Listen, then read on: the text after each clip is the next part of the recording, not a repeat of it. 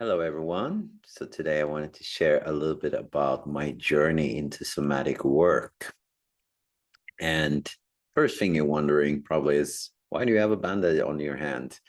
I had an injury the other day that allowed me to go very deep into my somatic practices and resulted in a few stitches. I cut myself on something that I accidentally dropped. But that's really how my somatic journey started a couple of years ago, with lots of injuries, wanting more than my body was really ready to receive, wanting to be further along physically in sports and physical exercise than I was ready for.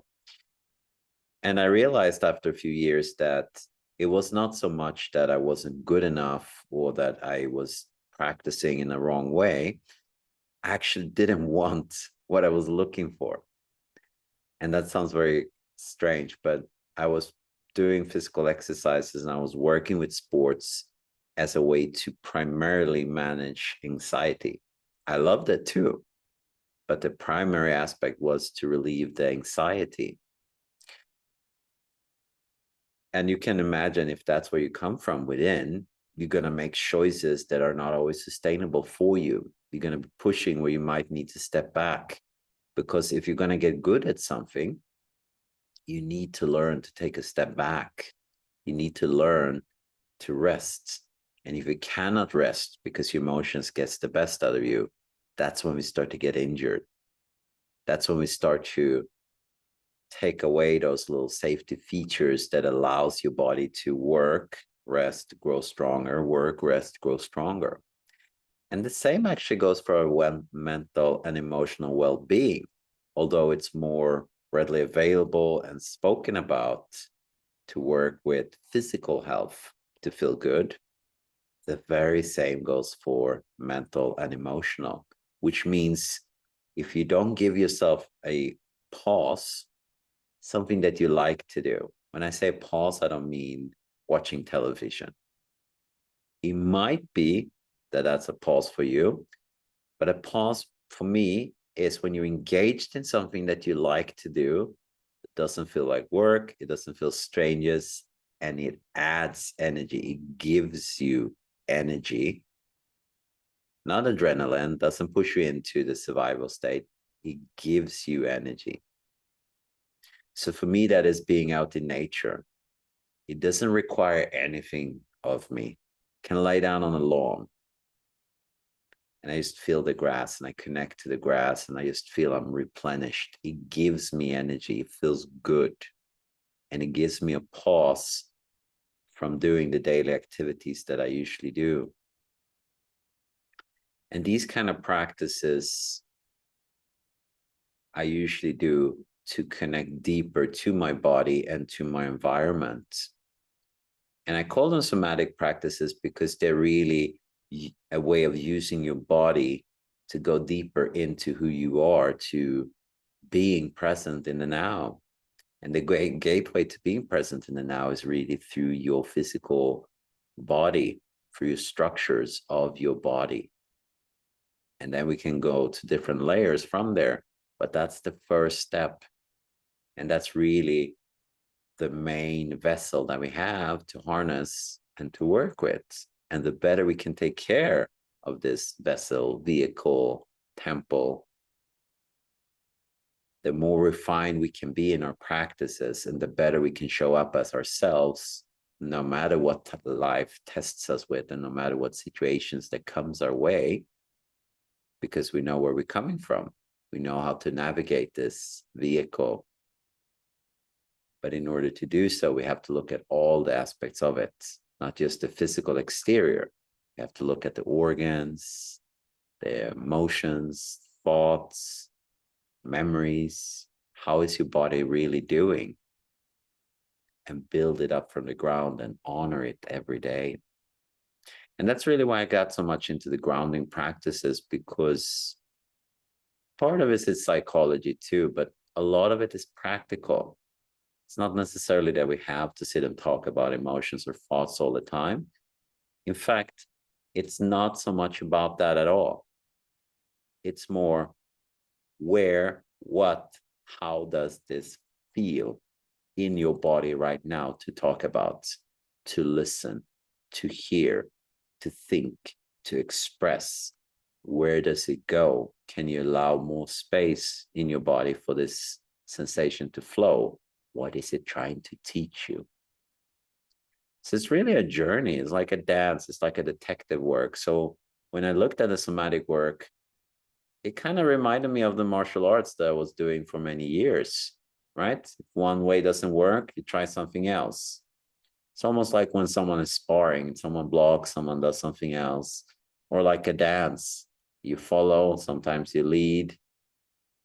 It's really this rhythm of listening, following. And that goes both for you when you're practicing somatic arts for yourself or practices, but that also goes for the therapist or the practitioner to really follow into this dance. And that's why I started with TRE tension, trauma releasing exercises. And I went more into body work, personal training, coaching, and then more into energy work to really follow the sensation where it goes. Might start off as a pain, and we ask about the pain and we work, and someone tells a story, and that story merges into something else. And then all of a sudden, we're somewhere far off from where we started. But we just follow the sensation. I didn't come from a strategy. It's probably because this and that. And now I'm going to ask these questions, and that confirms my theory. No, I follow the nervous system. I follow what's being fed to me through someone's nervous system, or subconscious mind is another word you can call it.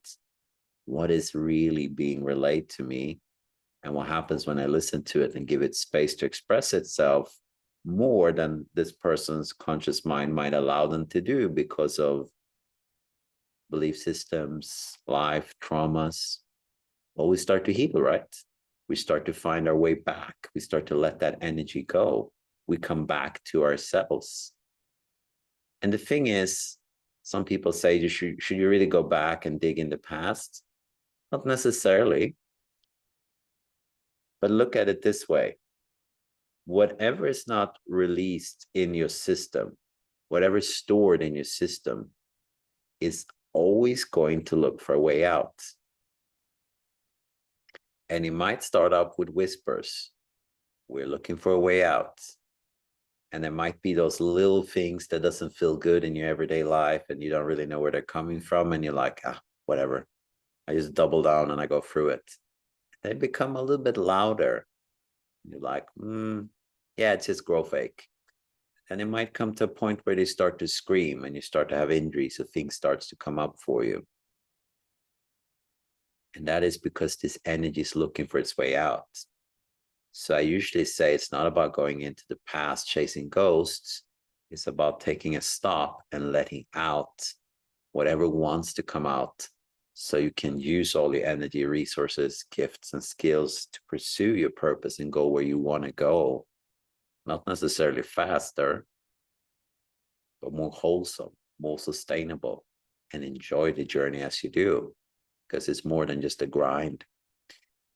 And that's really my story, how I come into the somatic arts through a lot of injuries, through pushing through anxiety, through believing that if I get a goal, if I find this purpose that I was looking for at that time, it will be a substitute for feeling anxiety. And it isn't. It just creates an addiction. It just creates that you get a hit from something because you feel good, you get validation, and you want more and more and more. And that's what I mean with doing the deep work, the shadow work, going deep inside of yourself and finding what that is, asking questions, doing somatic practice work, and then really discovering who you are and what's holding you back from being that person. And once you come back to that person, once you really find your way home, you never want to go anywhere else. And things usually starts to shift for you at that point in your life. New people might come in, new opportunities, health, finances, relationships.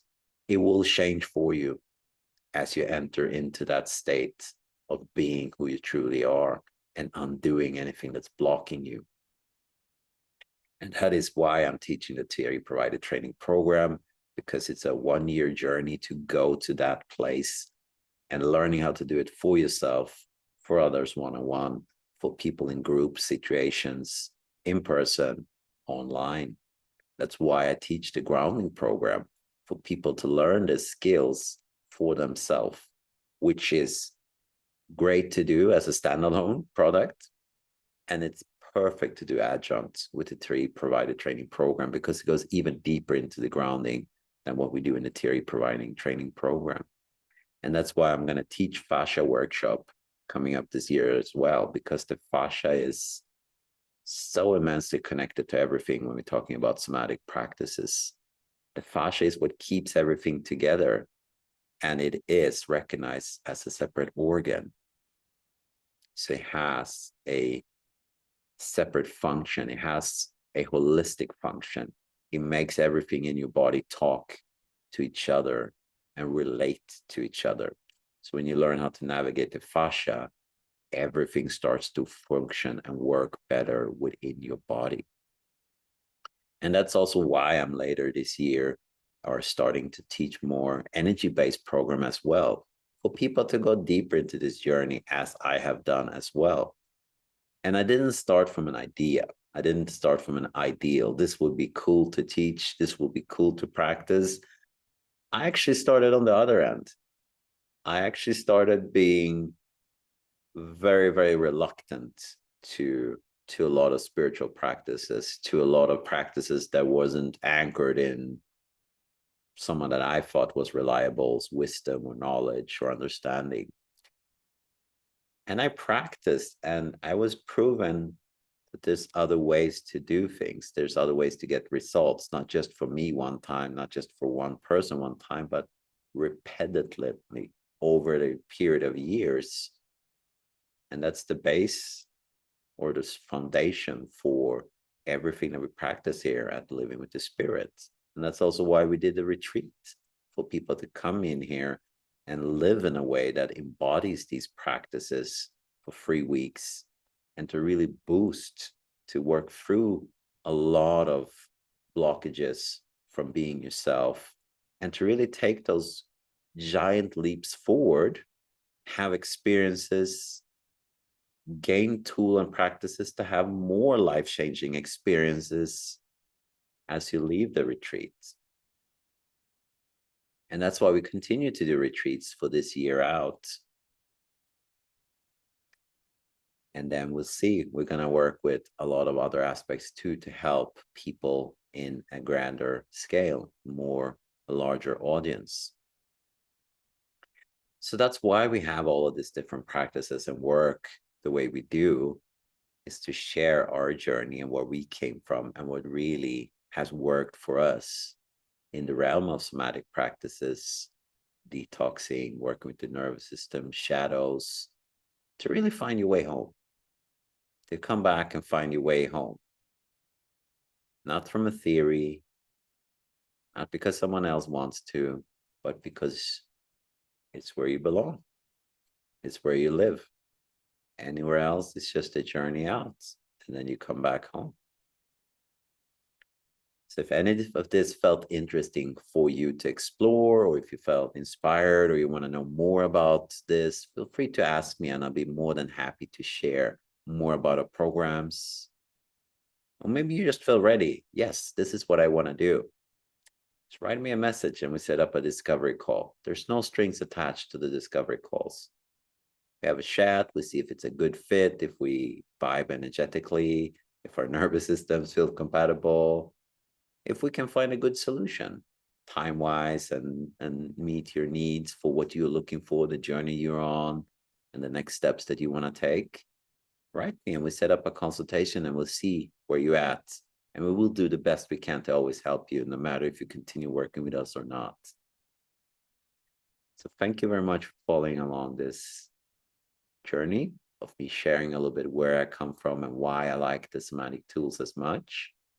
And remember to honor any and every experience in life, the good ones, the bad ones, because they will always lead you forward if we learn how to listen and go within and see what was out of balance and what was looking to be balanced and came out as an experience for you.